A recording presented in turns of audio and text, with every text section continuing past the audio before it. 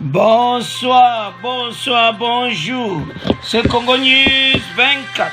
Bande Koranga, comme toujours avant de commencer notre émission, nous disons merci à Dieu, nous disons merci à nos chers abonnés et téléspectateurs qui nous suivent partout dans le monde et en RDC. Bande Koranga, soyez les bienvenus. À la une, Bandeko, guerre à Ukraine, RDC vote contre la Russie. Et de l'autre côté, on va parler, il y a échange, il y a président Macron et Poutine sur guerre à Russie. Bokoyoka ba vérité bandeko, l'émission. Deuxième point bandeko nangai, Boyoka Katumbi, Messi, capable de sortir le Congolais de la misère. Katumbi a bandé campagne, Bokoyoka message bandeko, Ezaya Kouinda, et si yindi l'émission. Troisième point bandeko nangai, message de Kagame au président africain pour unité africaine. Bokoyoka Kagame bandeko. Na 8e session ya Africa régionale, o esalamene ya Kigali, apesi message na ye. Tozala bomoko. Tu éviter. Est-ce que ça réponse? Non. Message. Oyo fachi apesaki. Tu peux développer ensemble bandeko. De l'autre côté, coopération militaire. RDC États-Unis, Rwanda paix, assied coopération militaire, na Qatar. Na même moment, na même semaine, Ezaya Kouinda, et si e yindi, Bokoyoka Bexel bandeko tokotiela bino, Bokoyoka ndenge nini, chef ya armée à Qatar yaki na Kigali. Alors, armée na bango ya Qatar, nos délégations, quand des délégations américaines baye panabiso, qu'on appelle délégation baye, Bokoyoka bandeko, ça chauffe dans cette émission. Alors, toko développons ensemble. Alors, chers téléspectateurs, émission Nabishe Bandi et committant tout solo à Masolo Yamboka. On va commencer avec la guerre à Ukraine et pas Iwapi Bandeko. Et de sa petit message naï. Tokoyoka Oyo Patrick Mouyaya Lobby, na Rose Mutombo. Sur vote Oelekaki contre la Russie. Et puis, Tokoyoka Oyo Macron à Lobby après que Sololana Poutine. Ça chauffe bandeko. Macron et Poutine sur la guerre en Ukraine. RDC vote contre la Russie. Commençons avec la RDC. La République démocratique du Congo a voté aux Nations Unies pour la résolution condamnant la guerre en Ukraine. Cette position a été expliquée par le ministre de la Communication et porte-parole du gouvernement Patrick Mouyaya. Jeudi 3 mars, à la conférence de presse conjointe animée avec son homologue de la justice, Rose Mutombo. Bandeko, bazalaki la conférence de presse. Ma question est une amakibeni. Alors, batunaki question y a vote à Ukraine. Pourquoi RDC a voté contre la Russie? En tout cas, réponse est à direct. Congolais, on comprend déjà la réponse. Parce que biso toza chaque fois attaqué. Biso pe toza ka ba problème au Ukraine a yango. Ba Rwanda ba ataka biso, Uganda ba ataka biso, na ba Soudanais. Anzabe RDC na biso. Na ba Burundi. Bon, mawatu. Alors, mouye zaki na réponse moko direct na conférence de presse. Habito ebi. Pourquoi esalamaki bongo? Et sa situation moko difficile bandeko. Comment la RDC zaki attaqué na ndenge wana na ba voisin ndenge salamaki pana biso. Alors, si quoi salamaki na Ukraine, bongo si so ba tie vote, RDC a ko voter, a voter ndenge wana contre la Russie. Toko tire n'exé beaucoup yoka. Le gouvernement congolais, par la voix de son porte-parole, justifie ces choses. Par le fait que la RDC connaît les conséquences d'une agression, ayant elle-même été victime des affres graves et des affres d'agression, je m'excuse, et a été victime des affres d'agression. Biso mokopi tozalaki agressé plusieurs fois. Et tout le monde les connaît. Combien de fois les Rwandais ont mis les pieds sur le sol congolais? Combien de fois les Burundis, les Soudanais, les Ougandais, donc, et la Zambie. Donc, pays d'Abisso, en tout cas, Moutinyoso, tu peux voter contre Russie. Parce que Bisso Lingi et Salamate. Mais quand Russie a ndenge mususu, want ko développer en boy.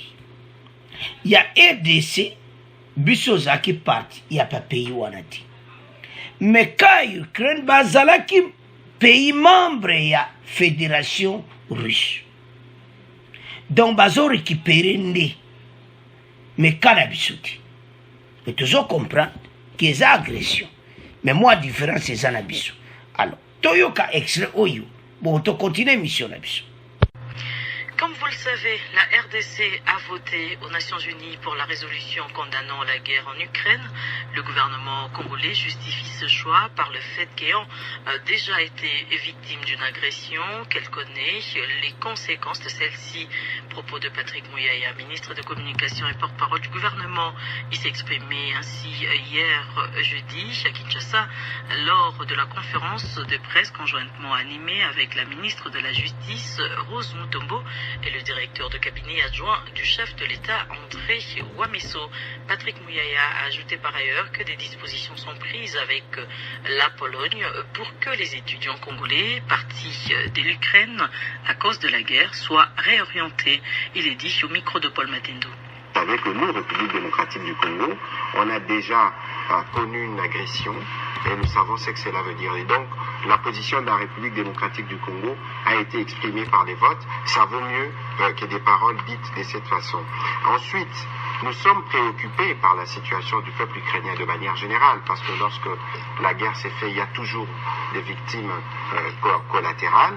Et parmi ces victimes, nous avons nos compatriotes qui sont partis étudier là-bas, et c'est une situation qui est suivie de très près. Vous avez vu que le ministre des Affaires étrangères a échangé avec le point focal des étudiants congolais qui sont là-bas. Il a invité l'ambassadeur de Pologne ici pour voir qu'est-ce que nous pouvons prendre comme mesure pour ceux qui ont réussi à quitter l'Ukraine. Nous espérons que tous ceux qui sont là-bas ont quitté l'Ukraine pour qu'ils soient en mesure d'être ramenés au pays ou pour qu'ils soient en mesure d'être réorientés et éviter le feu de la guerre. Alors, Bande Konanga, nous avons suivi Patrick Mouyaya. Le problème au biso dessus, na RDC, tebitina ou bengami agression. La situation est qui n'a pas de biso na yebi.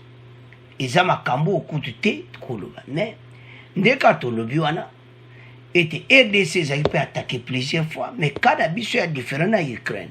Parce que Ukraine est acquis membre de la Fédération russe. Alors, RDC va défendre la marque one. Yango va voter contre la Russie. Et puis, à l'obéli kamoka motuya wana. Ndeni ministre des Affaires étrangères, pasali nyonso ba Congolais, ba kota Pologne.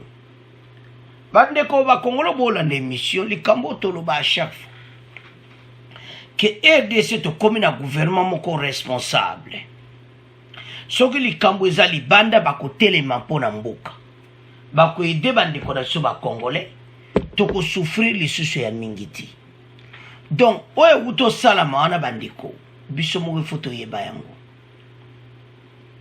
Que ba Congolais bazali na difficulté, ministre des Affaires étrangères à intervenir, a bengisi ambassadeur à Pologne, ba yokani pe makambo ki kitoko mené, il y a beaucoup de Congolais déjà, ba bimi Ukraine la majorité bazana Pologne. Donc toujours mona clairement ki makambo ezo sala matozaki na ngoti. Na bakaboy na gouvernement weleki nanango akokipe. Kutu diaspora bazo sala contre diaspora ya kosakanati. To vivre bakawa na tout. Ya honte sa ba Congolais botale patou uti. Soyons derrière ce gouvernement où ils ont aidé Bissou. Et ça va preuve que Baza a la bonne volonté. Et un gouvernement responsable, Baza place congolaise a aidé. Donc c'est ça la différence. Tout ça quoi attirer attention à Congolais. makama guerre Ukraine bandeko eza pasi na Russie parce que bokoyoka tokotiela bino extrait Emmanuel Macron bauti kosolola na président ya Russie Poutine ayebisi Macron biso tokobotola Ukraine invasion eza en cours pour le moment bazo solola na Belarus ezaka pona couloir humanitaire pona bato balekala koyede ba Croix Rouge et tout ça mais au Italie bitumba baza déterminé ba botoli déjà ba place belé baza déterminé ya ko botola Ukraine ezonga na Russie donc situation oyo eza mo passe ndeto yebisa ebino que derrière président Poutine ba chinois baza na nsima elobi ndeko na biso moko na bacommentaire alobi benga bango bafourmi do baza lokola bafourmi baza ebele armée oyo kala armée oyo eleki monene na monde eza armée ya bachinois alo baeuropéen na baaméricain bazobanga kokota makambo soki bokoti ekomi guerre mondiale parce que Russie azokende kuna avec apesi raison invalable pays wana bazalaki membre ya fédération russe bamoni ke bapays mosusu eza indépendant Ukraine azomenace bango makasi alors bapays wana bamoni ete bazala indépendant intervention ekoti bayokana barécupérer les deux bapays wana mais Ukraine baboyi alors bamoni ke maintenant Poutine aza raison akota a récupérer Ukraine wana message oyo wuti et pas barusse eza guerre moko ya kosakana te do batu kutu bapatapata te alors toyoka extrait wana bongo tokontinue émission na biso. Emmanuel Macron mokonzi ya France akebisi nsima na kosolola na mokokani wa ye ya Russie Vladimir Poutine ete mabe makasi makoya mikolo mikoya. Emmanuel Macron na Vladimir Poutine basololaki na nzela ya singa lelo pene na ngonga moko na ndambo kasi Emmanuel Macron alaki kokuba kosolola na mokokani wa ye ya Russie mikolo mikoya. Nzokande Vladimir Poutine na ngambo na ye alobi na masolo azalaki na yango ete bokoti ya Russie na kati na Ukraine bozali kosalama ndenge alengelaki pe eloko moko te eko kangaye nzela na lisikulu ya ye. Vladimir Poutine akumisi nde mpiko pe molende ya basoda ba Russie atako onkamamine na tukuli bwana mombe kati na bango basi bakufi na bitumba ekokisi mikolo mwambe na Ukraine. Vladimir Poutine alobi yango tango masolo kati na balakisi bilongi ba Russie na ba Ukraine mazali kosalema na Belarus ngambo mibale basi bandimi kotika nzela ya lisungi pona bato bazali na mpasi kasi bayokani nano te po itali kotelemisa bitumba mampinga ma Russie mazali kokuba kobeta babombo na Ukraine. Mokonzi ya Ukraine akebisi ete soki Vladimir Poutine alongi Ukraine akinde mosika. Alors bandeko nanga tolandi biso nyonso eza guerre moko sima bazozwa basipo Chine aza na sima ya Russie États-Unis na bapays européens baza sima ya Ukraine donc eza makambo moko minene ndenge koyinda awa ekozala somo bandeko alors ezali o balubaka esi eyindi tolandi wana aesi Macron qui a continué yango. Ils ont perdu à peu près 498 hommes oyo bakufi ba militaire. Poutine a expliqué yango que to continuer guerre ba perte basali ba perte alors bazo continuer na bitumba alors bitumba oyo bandeko eza somo parce Poutine azo bombarder na ndia mokiti ba botoli ja ba ville belé to souhaiter que bandeko na so ba congolais basi ba bima ki ba bima bango nyonso bazwa problème te wana eza priere na biso nyonso mpona bandeko baza kuna ete babima. Mais l'autre ntolobeza que la situation eza difficile. Mais tozo comprendre position Patrick Muyaya ndenge autoloba. La RDC toyebi ntina ya agression, bavoisin baagresse biso mingi. Alors tokondima te pays eza koagresse pays biso tosupporte yango. Donc wana message ya gouvernement. Malgré les situations eza différentes, biso za pays moko tozaki jamais ensemble na bango, mais bango kuna déjà bazalaka fédéral. Donc Poutine a apesi ba raison claire ya omoni ba européen bazana moyen koloba te, bazapena moyen kokota te, soko bokoti etalibino yebake ba fourmi bazana sima kuna tambo amba yake bele do bokokati. Alors eza mobulu bande konanga. Alors et l'autre ntolo beza que ese yindi ba européen maye le sili bango.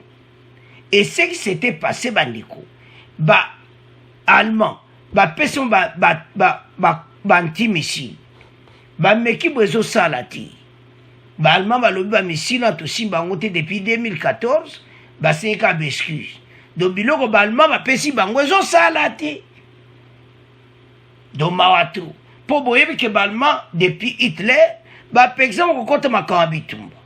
Mais ba mona ke bazo bibundelo akala batina zo bibundela ngo dezo marché bien.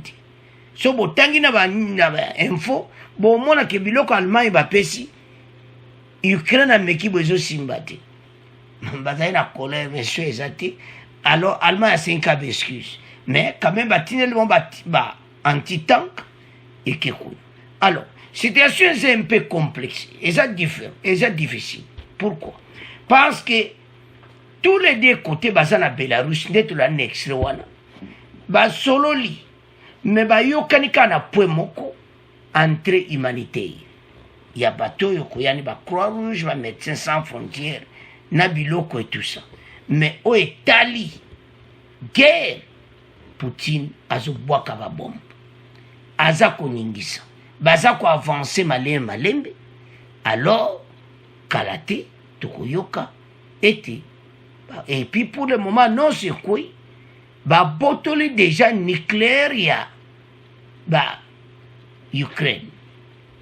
Donc, bah, botoli nucléaire na bango, station na bango, il y a bah, arme nucléaire, bah, botoli yango. Mais, bah, conseiller, bango te, bo bate yango, mais bo utiliser yango te. Alors, ça chauffe. Tu y évite nde makambo ekosuka bandeko. Alors, tu tiki premier point na bino. Toke na deuxième point. Alors, bande konanga to komi na deuxième point na biso. Oeza somo ba congolais bo silikati.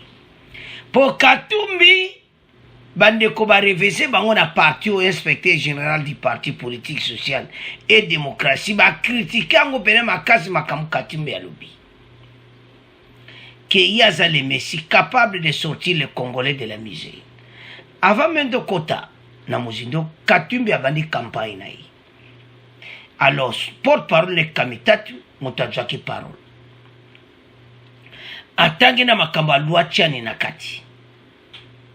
Bandeko abandi ba attaque moko le boko yoka bandeko. Donc namoni pena ke bazo préparer ba biloko mo sakante mais ezo bima lokola polémique.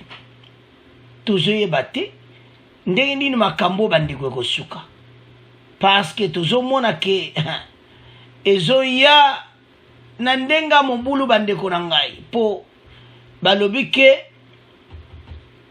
yaza le Messi capable ya komisa ba congolais na pasi ba misère za trop na RDC donc Katumbi eko sauver ba congolais na ba problème nyonso bozana.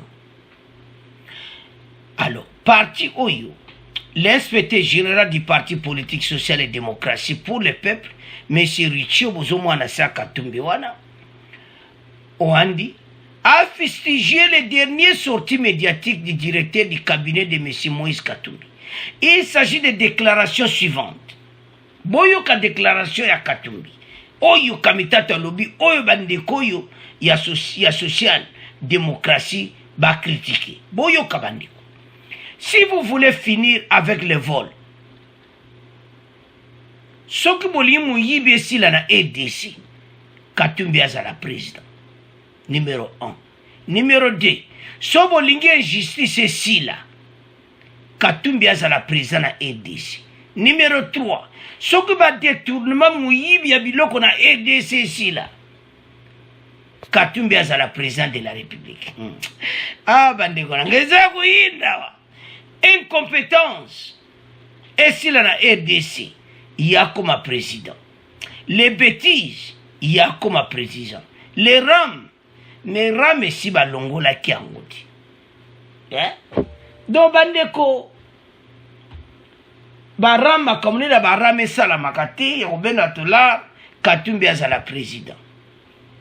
Rejoignez ensemble Moïse Katumbi. Il est le seul à trouver des solutions en 2023. Et Zaya Koinda et Yindi. Ah, Katumbi. Bandeko, démocratie, Katumbi a un message. Mais, bah, point moko on a va mettre au Kenya Muzindo. Que Mouyibi Sila. Makama détournement Sila. Mais biso kuna bazo piye ba minere ba biloko ebele. Esi ya koye bango te aza na Katanga. Biloko tu bazo piye kuna ba komona ngo pete. L'accent na biso à partir de na Katanga bazo piye ba biloko na biso, bazo kanga, ba remorque ya ba chinois. Bazo kanga biloko ebele mais ya za na Katanga, alaxa biso na no preuve. Ki akangi bato bazo yiba ba minere. Bazo katsa kasumbalesa, bazo katsa zambi, yeba kangana alaksana tala na kangi bango. Ubie tala bwena moni boya funda nanu bango. Pongana ebi se funda nga pena funda yo. Ya funda nanu batuana, o bazo yiba wa minere na EDC. Déjà to komona preuve, Katumbi azala vrai président. Poya azala Katanga. Avançons. Dans ce discours ponctué d'insultes et de propos humiliants, dit-il, M. Olivier Kamitatu voulait tout simplement vous désigner le chef de l'État et son gouvernement comme le mal du Congo. Et que seul M. Katumbi était le Messie capable de sortir le peuple congolais de cette misère. Fin de citation. Bandeko baeba yebisibo. Makamnyo so Katumbi alobi azako s'attaquer directement na Fachi. Katumbi, tout ça propagande, mais talapena no mesusima. Fachi a longolo na exil aeno na EDC, le loi comme Mutoyo, boera ne pouvoir. Oui, il y a démocratie. Mais, makamba boui, il y a mawatu. Avançons. Par sagesse, peut-être par prudence, les SDP jugent les déclarations de M. Kamitatu assez odieuses et de ces faits conclut que l'ensemble et son leader ont franchi, je m'excuse, les Rubicon. Ils ne s'engagent que pour dégager, d'où laisser M. Katumbi au sein de l'union sacrée de la nation, serait offrir aux fils rebelles un véritable tremplin en vue de s'organiser aux élections prévues en 2023. Bandeko STB balobini boy. Ba déclaration à Kamitatu. Eza pena mabi. Parce que ba attaquer penda président de la République. Ba lobby pena mabi. Parce que sotana malobane a lobby l'incompétence. Donc eza déjà mabi. A lobby les bêtises, les détournements, l'injustice. Mais comment tu y as lobby na gouvernement Fachi zo salam. Aza ko attaquer président de la République Mbalamoko. Alors bandeko ba lobby boy que les déclarations de M. Kamitatu assez odieuses et de ce fait conclut que l'ensemble et son leader ont franchi les Rubicon. Mboka ngo tokotamu sango boy. Tokozala ba konzango na RDC boy tozana ba problème na mitema. Non wana mawatu. O ezande tokotonga RDC. On ne peut pas continuer comme ça. Avançons. En effet, la présence de M. Katumbi au sein de l'Union sacrée de la nation se justifie par le dépôt de la proposition de la loi dite loi Tchani, qui ne reconnaît la candidature du président de la République qu'au seul Congolais né de père et de mère congolais. Ainsi, sachant qu'une fois quitté l'union sacrée de la nation, il sera rattrapé par la loi précitée. Il en reste quand même, bien que son esprit est d'ailleurs sur une chaise présidentielle qu'il veut à tout prix s'installer en jouant au jeu des subtils. La stratégie adoptée par les partis ensemble serait celle de laisser le temps jusqu'au dépôt des candidatures de la présidentielle, car à ce moment, le Parlement n'aura pas de force à initier une loi de cette nature. Zomara, ye azobanga loi Tchani makasi. Alors, ye amonaki solution malamu akota na union sacrée. Ye ayaki na union sacrée, ye aza na mission ne kaka moko. Akoma président de la République ya RDC.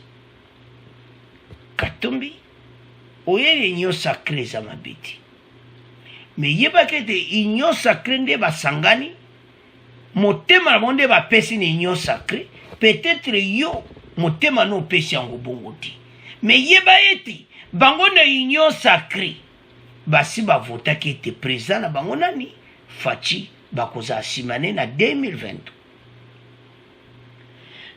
Loi Tchani oyebi no kekozonga bande kwa yebi na ye kekozonga nango pourquoi lobby aye et puis entrer na ye bande koyo ba lobby ata la parti auto féliciter bango bango to ba reverser message à kamitatu nyonso na presse conférence de presse. Inspecteur général du parti politique social et démocratie pour le peuple bango ne mutu ba misi makambu nyonso soka zaki depes oh boy sikoyo oeza ni depes ba parti mutu ba bimisia ke makamu Katumbi alobi na Faci eza malamu te makambo tu ya lobi tangu yozolo ba makambo wana nyonso na yebite injustice ya mwana na RDC loi Tchani eza injustice te eza ifale ba batela mibeko ya RDC. Alors tozonga na point ya misère Katumbi kosilisa misère na biso ndenge. Je ne sais pas. Bandeko be expliquer bien que makambo tu ya lobby. Partio ba lobby Katumbi alinga bima Messi capable de sortir les Congolais de la misère. Akobima Messi wapi na RDC ta bandeko a partio lobby makambo yo. Ye akobima Messi ti. Katumbi ye moko ayebi mais eloto osenga na ye ba parole na ye aluka a vérifier yango ba parole Katumbi a lobby déjà a kati ligne rouge pona koloba biloko l'incompétence ba momusu ya lobby wana Katumbi bati au président de la République RDC aux incompétents. Eza mawa mais l'autre ntolo baka ke bandiko démocratie oyo batu bakumo loba na bango ya moni mais aye baki atala maloba ne malamu parce awa déjà ba condamner maloba na ye que les déclarations de Kamitatu à ceux odieuses et de ce fait conclut que l'ensemble et son leader franchit les Rubicons. Maloba bakolubati. Alors, bandeko Katumbi alobi ka aussi ça va problème à Congolais soit comme président de la République. Mais biso yebi que c'est impossible. Peut-être Katumbi peut-être vous connaissez Katumbi que ekoleka que 2030 Faci akobima na 2030 ba opese 7 ans. Peut-être yebi te ko si pas union sacrée ba ko voter. Alors Yosko zela 2030 po na somo na tek bese Katumbi ndeni vena 2023 koleka. Surtout tozolo ba bon to tala ba réaction ya ba Congolais et puis to tala ba mozo ko utiliser. Et puis après voilà te éviter soki loi chani deje kokota eza ya koyinda esi eyindi bakritike balobi ya akotaki union sacré mpona loi chani. Alors loi chani wana nde azali mpena kobanga yango danse me yebaka ezali kaka badossier babomba mokolo ekobima eza ya koyinda. Alors totiki deuxième point na bino tokomokende sikoyo na troisième point. Alors bandeko na nga tokomi na troisième point na biso tokobana na message ya Kagame au président africain pour l'unité africaine. Building the Africa we want is up to us. Biso totonga Afrique oyo biso tolingi eza nde biso moko tosala yango. Biso moko tozwa badécision ete tozwa pays oyo biso makambo ya kitoko ekosalama. Alors biso moko tozwa badécision yango. Donc eza ya koyinda bandeko. Ezalaki na 8e session ya Africa régionale oyo esalamaki na Kigali le 3 mars. C'était hier. Tokotiela bino extrait bokoyoka.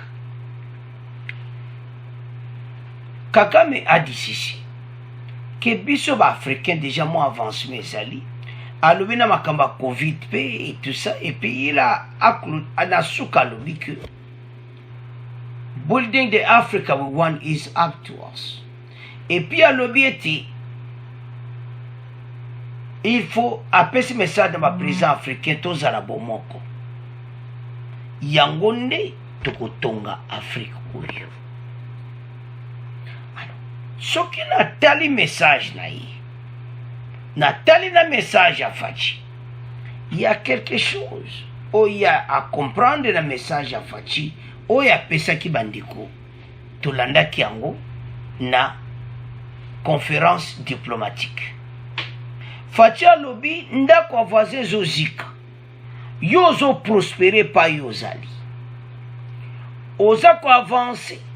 Et puis biso wa makambo ba groupe armé batu na yo mosusu ya pays na yo pe bazepa na bito. Fachi alobaki pena direct yaya nasi le swaki alobi examen de conscience po makambo yo ezalaki makambo 8e session à forum lokola ezalaki ya sustainable développement mais tokamwi ekomi na makambo susu oyo ekomi ki yaloba makambo oyo alobi. Donc so tozo comprendre yaya amoni qu'il fallait répondre parce que c'est même pas un rapport sustainable développement na makambo oyo alobi akitozala bomoko et tout ça. Donc ezaki ye pas profiter que te tika pe sa réponse soki totonga Afrique moko mais totika koyiba baminera baninga son tosangana bomoko totika ba mouvement moko mystique baida balkanisation baida mabe contre pays baninga eza bien makambo ya lobby. Mais est-ce que eza pena na motema na ye ete tozala bomoko? Point d'interrogation. Et baninga les uns et les autres. Donc tozala dans la main dans la main to supporter baninga alo makambo économie en ebandeli na ndenge makambo Covid pe kotaki. Mais eloko vraiment oyo nga no comprendre te maloba na ye wana lobi ke tozala bomoko. Est-ce que Yaya a changé langage? Est-ce que ako sa suba attaque ou esalamaka na RDCT? Est-ce que eloko moko amoni na RDC pato ke dieta na makambo ya coopération militaire oyo? Parce que ayebi ke RDC eza pays moko munene toza koleka bango. Biloko biso toza nango bango baza nango te. Ba matière biso toza nango Rwanda za nango te. Ba matière première. Et maintenant ba américain ba na RDC avec la coopération militaire. Yepe kuna coopération militaire na Qatar. bandeko tozotala makambo na angle moko tozo comprendre que qu'est-ce qui se passe. Mais avant toya na makambo coopération militaire na mozindo toloba nani makambo ya lobi wana. Et c'est vraiment bango toza vraiment kolinga na ba voisin et si toza bien na bango parce bango ba agressaka biso chaque fois. Bango chaque fois kako yoko Rwanda à côté na RDC. Jamais totia koyoko ke armée FARDC ba katisi na Rwanda. Toyokati. Mais maloba oya soloba ona bolingo affection et ses outana motema. Je ne sais pas. À mon éloge, moi, pas l'ambition que quelque chose est à kunado d'espoir, ba kopo na ina ngwe kufi, toyokana ou bien n'en. Rwanda a un problème sérieux, bandiko. Ndebo zomona este wana. Ndege makambo état de siège. Coopération conjointe. FARDC na Uganda. Makambo ebele yaya azana ba problème pe azobanga. Tolingana. Tozala bomoko les uns et les autres. One another. Nangli. Donc, ce que nous avons là, tous y est bâti. Ce que vous avez monté, mané, vous allez bien. Batika EDC Kimia. Tout solo la bien, tout allez bien. Mais si bon, basaka ni idée que, basana besoin kaka. EDC. Parti à EDC. Makamba e. So na motema mwezaka bongo. Makambo ya lobby. Tu comprends te. Mais si on a lundi message à lobby, sans que l'on la makansi à mabe, et ça vrai message. Oh ba lobaka kitoko. Mais et ça la motema. Parce que tu vivant na bango to mona apena ke bango pena ba premier agresseur à mboka na biso. A mone loko moko pa na biso. To kene directement na coopération militaire. Semaine au fatia receva qui ba officier américain ba lobi ba yeko aider FARDC pour na professionnalisme armée na biso ba comme vraiment professionnel. Est-ce que côté na bango JP a monité a invité Qatar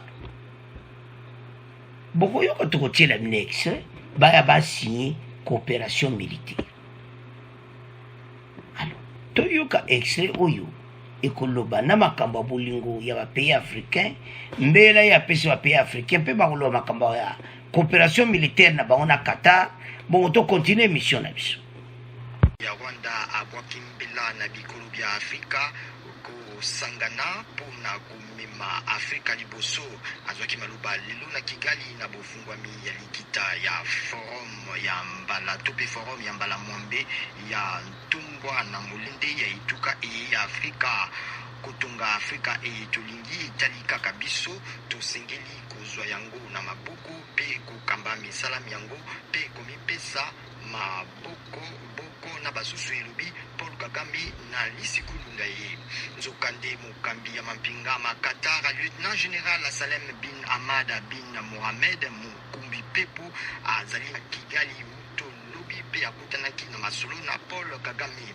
basololi po na lolenge ya koyikisa makasi ya boyokani ya bikolo mibale mampinga ma Rwanda RDF na mayema Qatar QAF batimanzaka na bandi boyokani po etali bobatelami pe bokengi.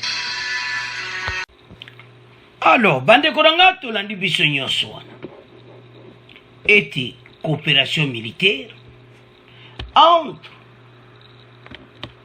Rwanda na Qatar.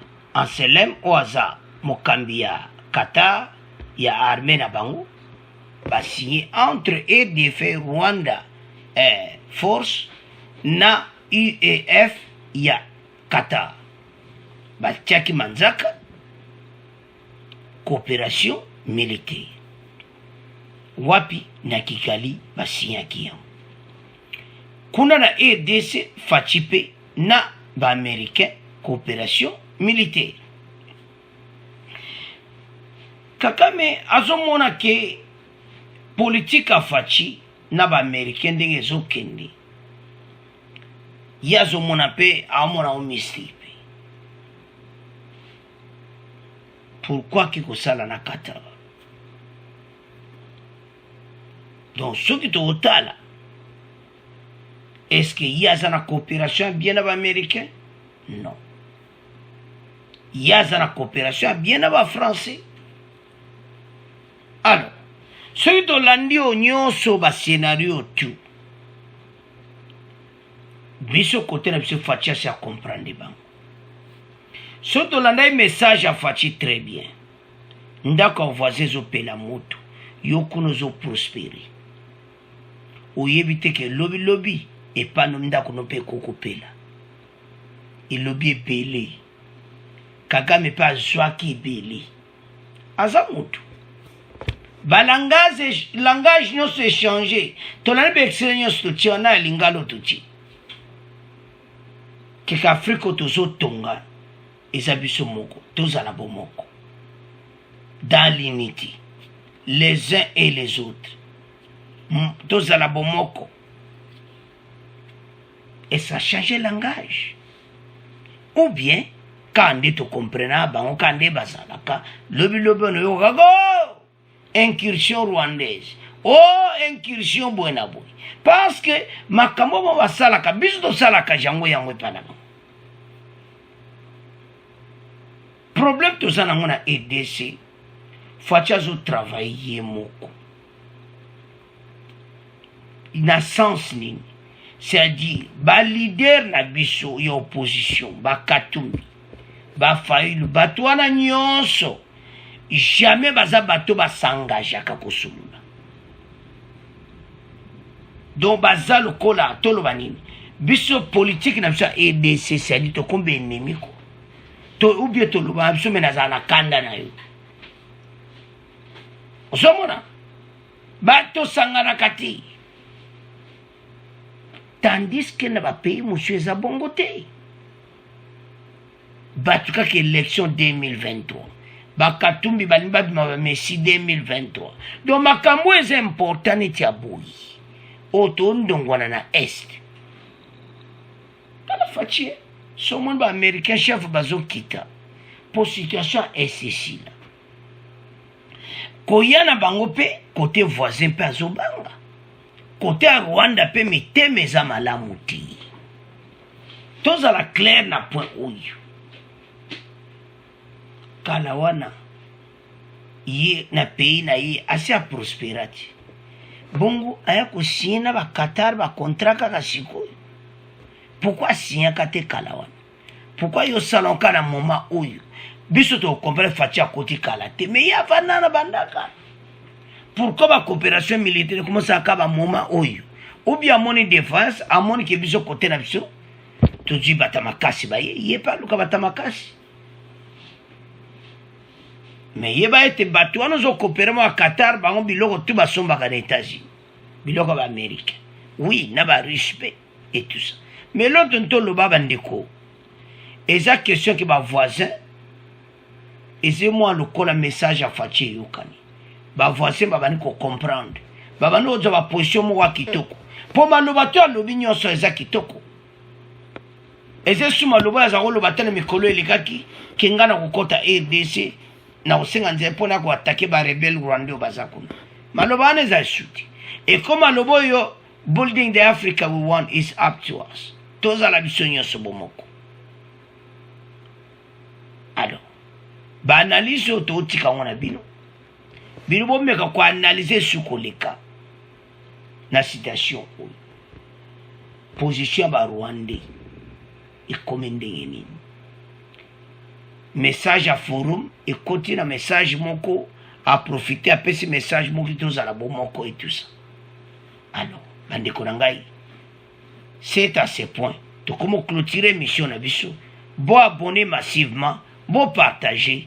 Au revoir, à la prochaine.